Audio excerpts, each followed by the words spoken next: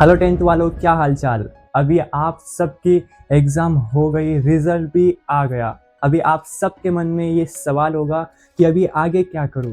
11th में science लूं, commerce लूं या आर्ट्स, किस में बेटर फ्यूचर होगा, कौन सी स्ट्रीम लेने के बाद मैं कौन सा कोर्स कर पाऊंगा आफ्टर 12th।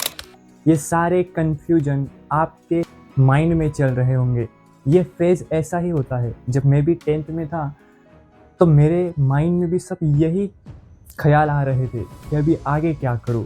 अगर इस टाइम पे आपने एक सही डिसीजन ले लिया तो आगे का आपका जो करियर होगा वो एकदम स्टेबल रहेगा और एकदम बेस्ट चलेगा। अगर गलत डिसीजन ले लिया तो ज़्यादा कुछ होगा नहीं, पर आपका टाइम वेस्ट होगा। इसलिए अभी से ही सही डिसीजन लीजिए कि आपको क्या करना है।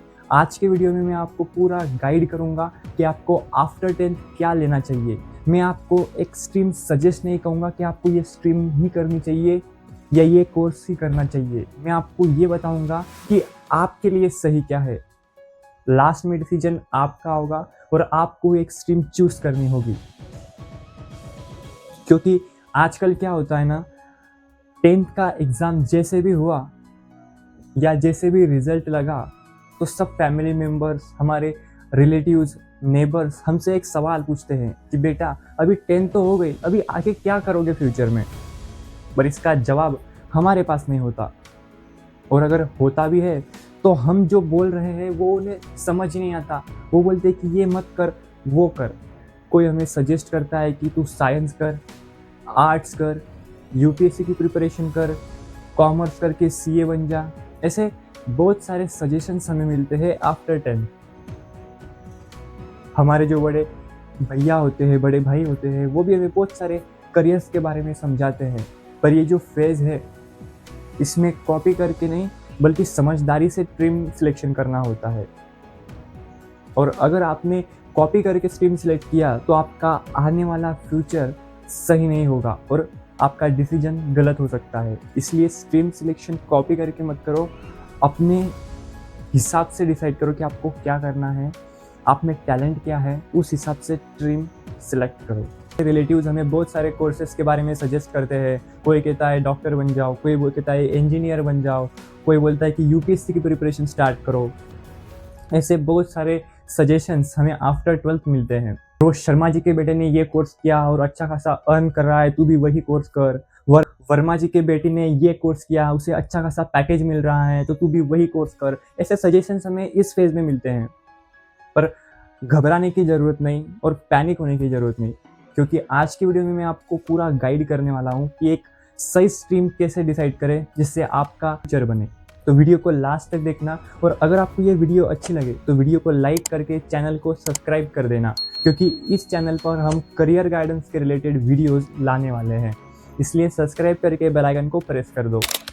तो अभी हम एक एक स्ट्रीम के बारे में समझते हैं कि साइंस स्ट्रीम में कौन से सब्जेक्ट्स होते हैं, आफ्टर साइंस हम क्या कर सकते हैं, कॉमर्स में कौन से सब्जेक्ट्स होते हैं, आफ्टर कॉमर्स हम क्या कर सकते हैं, और आर्ट्स के बाद हम क्या कर सकते हैं। ऐसा पूरा तीनों स्ट्रीम के बारे में एकदम डिटेल में एक्सप्लेन करूंगा। वीडियो को लास्ट तक जरूर देखना। तो सबसे पहले बात करते हैं हम साइंस स्ट्रीम की। तो गाइज, साइंस स्ट्रीम में हमें स्पेशली दो ग्रुप मिलते हैं। एक होता है पीसीएम और दूसरा होता है पीसीबी। पीसीएम मतलब फिजिक्स, केमिस्ट्री और मैथ्स पढ़ना होता है हमें, और पीसीबी मतलब फिजिक्स, केमिस्ट्री और बायोलॉजी। फिजिक्स और केमिस्ट्री दोनों ग्रुप में सेम ही होता है। और आफ्टर पीसीएम आप जेईई की प्रिपरेशन कर सकते हो, उसके बाद आप इंजीनियर बन सकते हो, बीटेक का कोर्स कर सकते हो, आप एनडीए की प्रिपरेशन कर सकते हो, डाटा साइंस कर सकते हो, आप बीएससी कर सकते हो।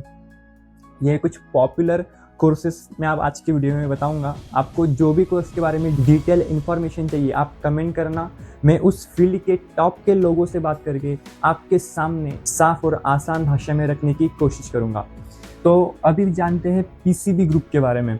तो आफ्टर पीसीबी आप नीट की प्रिपरेशन कर सकते हो, आप एमबीबीएस, बीडीएस, बीएमएस, बीएचएमएस जैसे कोर्सेज कर सकते हो, बी फार्मा आप कर सकते हो, नर्सिंग कर सकते हो, और बायोटेक्नोलॉजी भी आप कर सकते हो पीसीबी ग्रुप के बाद। तो ये हो गया साइंस स्ट्रीम का एक्सप्लेनेशन। और अब बात करते हैं कॉमर्स स्ट्रीम की। अगर आपको 11th में कॉमर्स लेना है, 11th-12th में कॉमर्स पढ़ना है, तो आपको अकाउंटेंसी पढ़ना होगा, बिजनेस स्टडीज़ पढ़ना होगा, इकोनॉमिक्स पढ़ना होगा और मैथ्स पढ़ना होगा। और आफ्टर 11th और 12th कॉमर्स आप सीए बन सकते हो, चार्टर्ड अकाउंटेंट जिसे हम कहते हैं, और आप बीकॉम कर सकते हो, आप बैंकिंग में जा सकते हो, आप फाइनेंस में जा सकते हो, मार्केटिंग जैसे फील्ड में आप जा सकते हो। ये कुछ पॉपुलर कोर्सेस हो गए, पॉपुलर ऑप्शंस हो गए आफ्टर कॉमर्स। अभी हम बात करते हैं आर्ट्स के बारे में। अगर आपको 11th-12th आर्ट्स से करनी है तो आप हिस्ट्री सब्जेक्ट्स आपको आर्ट्स में पढ़ना होता है, आपको ज्योग्राफी पढ़ना होता है, पॉलिटिकल साइंस होता है, साइकोलॉजी होता है, मराठी, हिंदी, इंग्लिश जैसे सब्जेक्ट्स आपको आर्ट्स में पढ़ाए जाते हैं।